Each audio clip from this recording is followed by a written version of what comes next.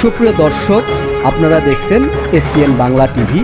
দেখুন ও সাবস্ক্রাইব করুন SPN Bangla TV, দেশ ও মানুষের কথা বলে। মানুষ অনেক জেনারেল সাহেব আসেন আর চলে যান, তাদের নাম অনেকের মনে থাকে না, কিন্তু আমাদের আজকের যিনি general lieutenant general Chowdhury Hasan Chowdhury, ওনাকে কিন্তু বাংলাদেশের প্রায় বেশিরভাগ মানুষ তাকে চেনেন এবং ভালো জানেন। আজকের অনুষ্ঠানে তিনি এখন পর্যন্ত আমাদের মাঝে আছেন।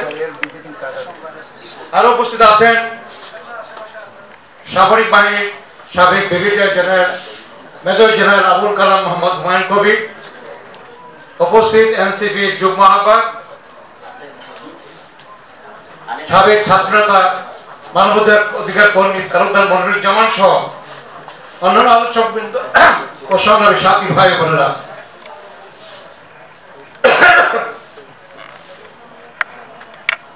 যে লেফটেন্যান্ট জেনারেল সারোয়ারটি সাথে বসার পর আমার কিছু স্মৃতি মনে পড়লো। আমি 1977 সালে জাগো ছাত্র দলের জন্মের মধ্য দিয়ে আমার রাজনীতির সূচনা হয়েছিল একজন বাংলাদেশের স্বাধীনতার ঘোষক মেজর জেনারেল জিয়াউর রহমানের হাত ধরে, এবং তার হাত ধরেই জাতীয়তাবাদী ছাত্র দলের আমরা প্রতিষ্ঠা করেছিলাম। এবং সেই সময় আমার মতো আরো 12 জনকে গণচীনে পাঠিয়ে প্রেসিডেন্ট জিয়াউর রহমান বাংলাদেশের প্রথম একটা ডেলিগেশন পাঠিয়েছিলেন চায়নায়। প্রায় 3 মাস আমরা চায়না সফর করেছিলাম। সেই সময় চীনের children development, youth development, culture revolution in China এবং অন্যান্য কমিউনিটি সিস্টেম সম্পর্কে আমাদের ধারণা নেওয়ার জন্য বলা হয়েছিল। আমরা যেমন দেখেছিলাম যে কালচার রেভলিউশন ইন চায়না কিভাবে হয়েছিল।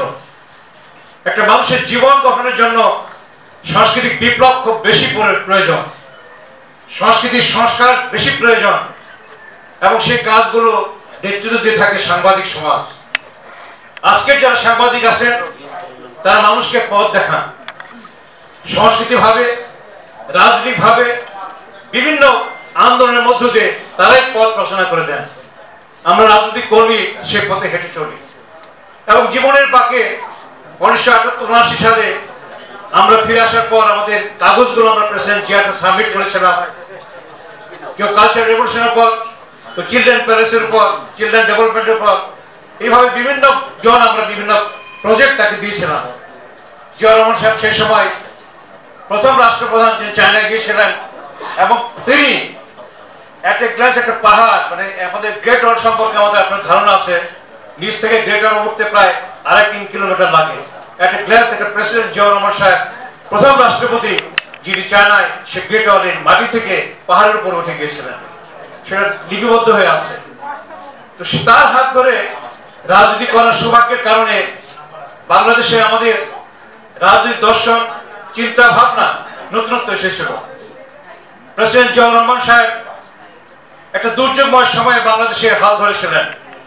স্বাধীনতা যুদ্ধের যখন ঘোষণা দিয়েছিলেন, তখন যারা স্বাধীনতার আন্দোলনের বড় বড় কথা বলছিলেন তারা পাকিস্তান সামরিক বাহিনীর কাছে আত্মসমর্পণ করে চলে গিয়েছিলেন। অনেক তারা ভারতে পাড়ি দিয়ে হোটেলে তারা আরামায়েশে জীবন যাপন করেছিলেন। একজন মেজর জিয়াউর রহমান সেদিন চট্টগ্রাম কালুরঘাট বেতার কেন্দ্রের আগেই রিভোল্ট করলেন পাকিস্তানের বিরুদ্ধে।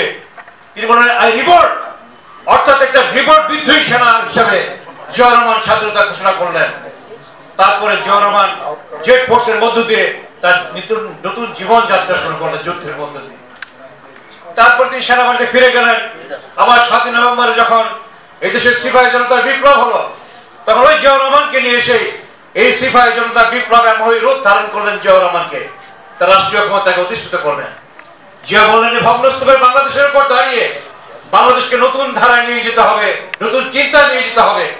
সে ধারা হলো বাংলাদেশী জাতীয়তার আলোকে সকল মানুষকে একত্রিত করার জন্য। পাহাড় সমতলের মানুষকে তিনি একত্র করলেন।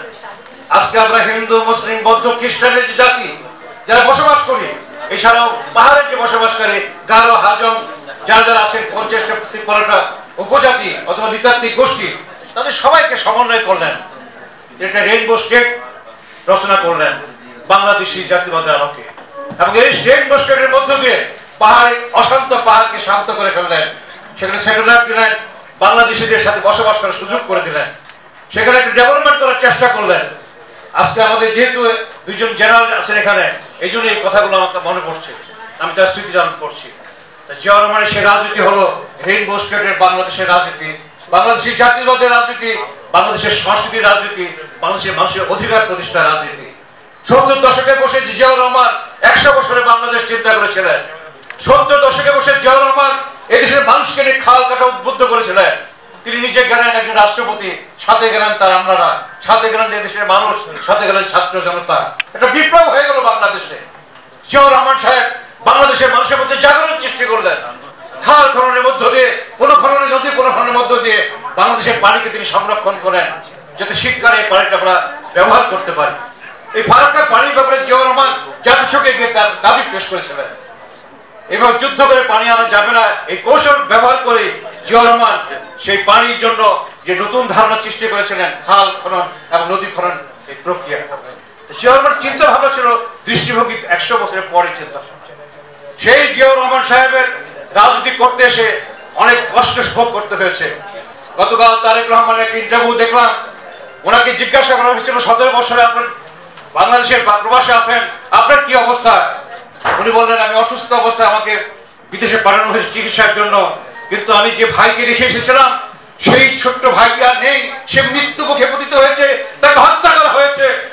যে সুস্থ মাকে আমি রেখে এসেছিলাম সে মা অসুস্থ হয়ে গেছে।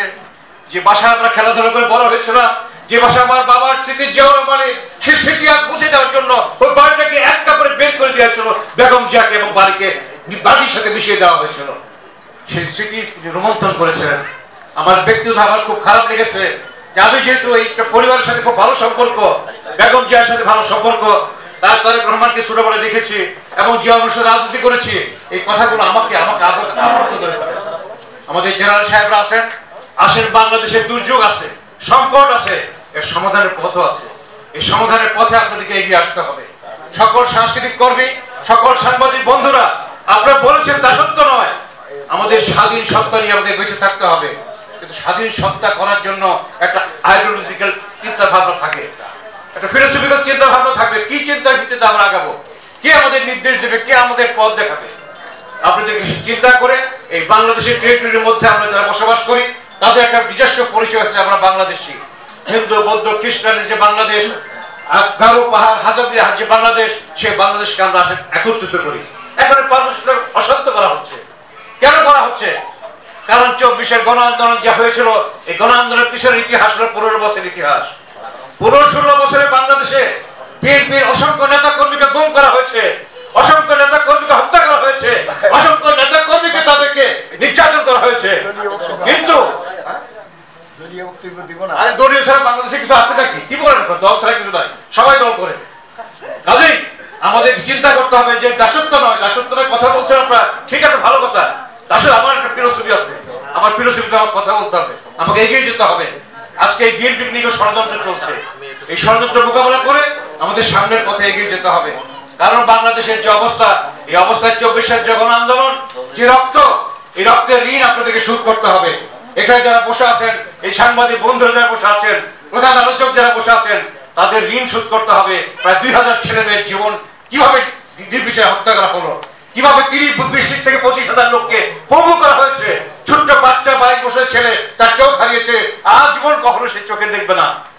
একটা ছোট্ট শিশু 22 বছর, 23 বছর, 25 বছরের ছেলে গুলিবিদ্ধ হয়ে মৃত্যুর সঙ্গে কাজ করছে। এই কথাগুলোকে মনে পড়ে না আপনাদের? এখন সব ভুলে যাচ্ছেন আপনারা। কেন ভুলে যাচ্ছেন? এই ভুলে গেলে ইতিহাস আপনাদের ক্ষমা করবে না। ভুলে যাবেন না, ঐক্যবদ্ধ হন। জাতির প্রয়োজনে ঐক্যবদ্ধ হতে হবে। আজকে বিভেদ নয়, দ্বীপে দ্বীপে বসবাস নয়, ঐক্যবদ্ধ ভাবে জাতিকে আজকে ঐক্যবদ্ধ করতে হবে এবং জাতিকে ঐক্যবদ্ধ ভাবে এই চেতনাকে জাগ্রত করতে হবে। 24-এর চেতনা যদি আমরা বিপদে সৃষ্টি করি, তাহলে ফ্যাসিবাদী শাসনের বিরুদ্ধে যে বাংলাদেশে আন্দোলন হয়েছিল তা আবার নতুন করে আমাদের সামনে এসে দাঁড়াবে। এই জন্যই আজকে সমস্ত রাজনৈতিক কর্মী, নেতা এবং সাংবাদিক বন্ধুরা, সাংস্কৃতিক কর্মীদেরকে ঐক্যবদ্ধ হয়ে বাংলাদেশকে 21-এর চেতনায়, 71-এর চেতনায়, 24-এর চেতনায় উজ্জীবিত হতে হবে এবং এদেরকে নিয়ে বাংলাদেশকে আগামী দিনে এগিয়ে নিয়ে যেতে হবে। এই প্রত্যাশা রেখে আপনাদের সবাইকে ধন্যবাদ জানিয়ে সাংবাদিক মঞ্চের সবাইকে অভিনন্দন জানিয়ে আমার বক্তব্য শেষ করছি। বাংলাদেশ জিন্দাবাদ, শহীদ জিয়া অমর হোক, সাংবাদিক মঞ্চ দীর্ঘজীবী হোক।